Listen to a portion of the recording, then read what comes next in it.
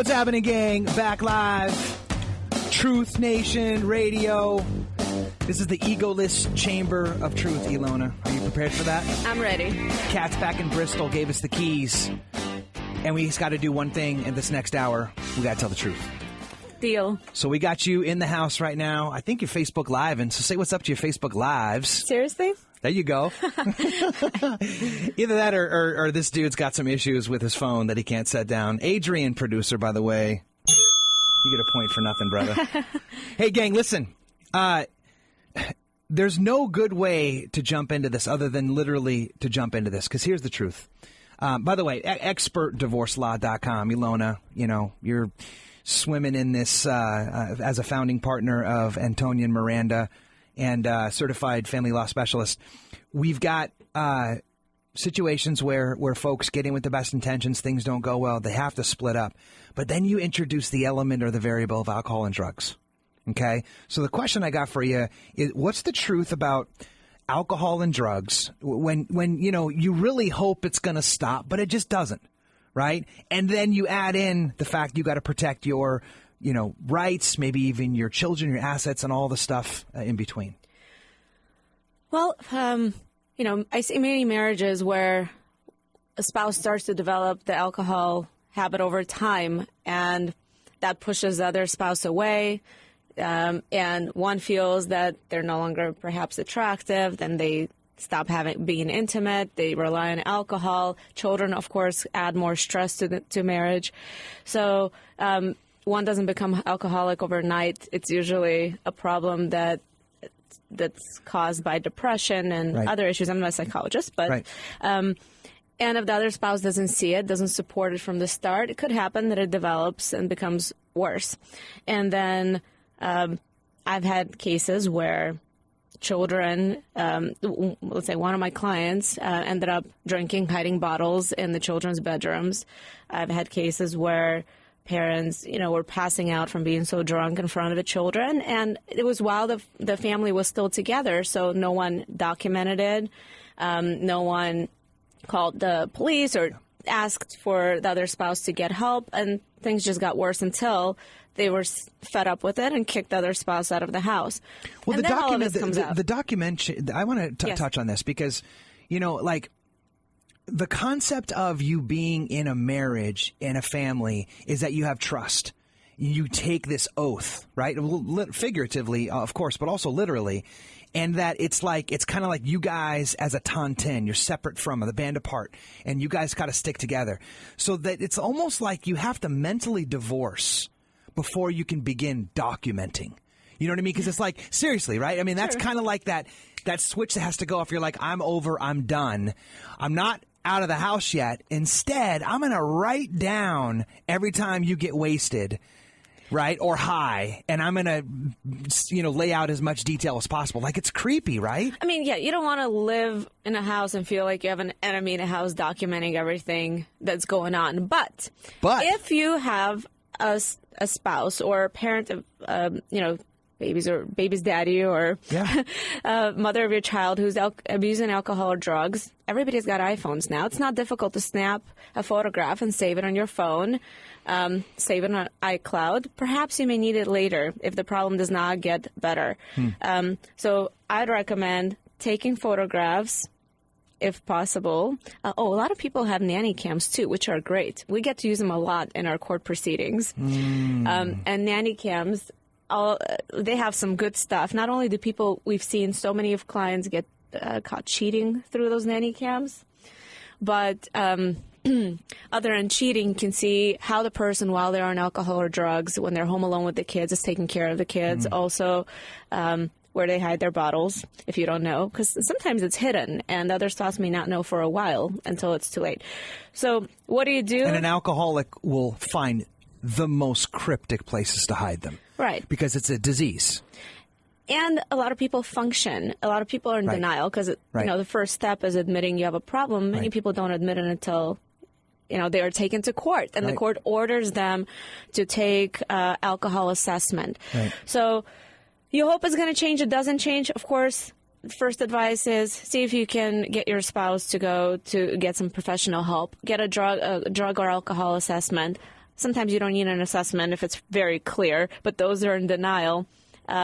You may threaten divorce or leaving and saying, hey, I'm going to file a petition to get custody and visitation of your kids. And until you get clean, you're not going to see the kids. See, filing for divorce or petition for custody and visitation doesn't mean that it's over. You can get back together. You can start the case to make your point, to get the other person, send them a message that you're taking it seriously. They need to step up their game. They need to become more responsible, to clean up, or they're going to have problems, because the courts don't look at alcohol or drug use, especially in front of the kids, that affects their best interests and the stability in the home. They don't take it lightly. The parent who has that problem, if you can present evidence documented evidence that, let's say there's marijuana may be less of a big deal, and depends who's the judge that you're in front of. But let's say, any other drug would be an issue. Still Schedule 1. That's interesting. Huh? It's still Schedule 1. I said that's interesting to hear you say that. Well, it's so easy to get the marijuana license that you can have a legal excuse that you have a headache, Greg, to get away with smoking marijuana. Well, so is alcohol, though. So alcohol's legal. You can buy it. True. Everything is it depends how excessive it is. And it's about proving it. Right. So, take photographs. See if the marijuana ends up. I had cases where we showed that marijuana ended up in a child's backpack just because the parent was irresponsible. It was like in the child's little sock. So at that point it becomes irresponsible. Child was slanging is what it came down to. That was the coolest kid on the campus. You better guarantee it. Dude didn't play kickball. Dude was over in the corner hustling. So, get professional help. It's more likely than not it'll be refused because the person will not admit they have a problem, or they may not be able to help themselves. Sometimes they're too deep into it.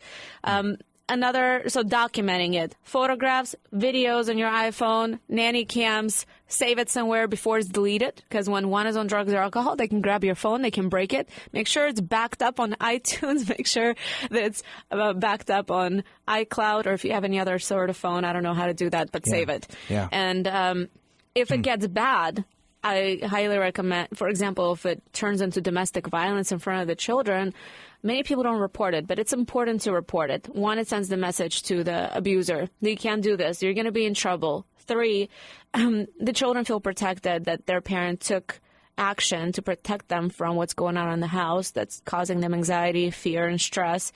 And, get children enrolled in therapy of some sort. If you can't afford it, there are many programs in San Diego that do it on a fee schedule, sliding scale schedule, where they look at your income. But it's very important to get children who are in the home where there's domestic violence, drugs, or alcohol, or screaming, and this conflict into therapy. Not only does it help the kids express how they feel, their fears, but then if you end up in court and the other parent is saying that you're lying, that it's not true, that they're not drinking, that they're not they're not screaming at the kids, that they're not screaming at the other parent, they're not causing ruckus at home. Well, if you took your children to a therapist, and there's going to be neutral who has been documenting what the children are saying, and then when you go to court to litigate custody and visitation rights, here in San Diego we have mandatory family court services mediation before the judge hears your case concerning custody and visitation. So the family court service mediator will meet with both parents, and you will give them information of all the professionals with whom the children are involved, including the child's therapist. And if the children have been going to that therapist for a while, there's going to be a trail of what has happened for a period of time. The family court services mediator can call the child's therapist if both parents sign the consent. And if the other parent does not sign the consent, if they truly have an alcohol and drug problem, you can get the right sole legal custody to give permission on your own without the other parent. There's a process for that, of course.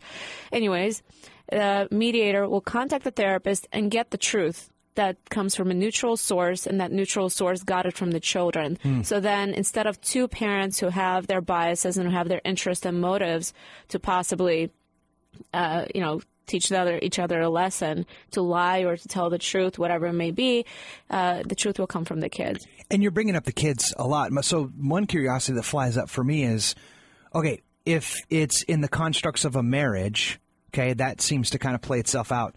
What if there's a child and they're not married? Well, if there's a child and they're not married and there's a drug and alcohol problem? Yes. Well, it depends which parent you are. If you're the parent who, it's different for men and women in a way.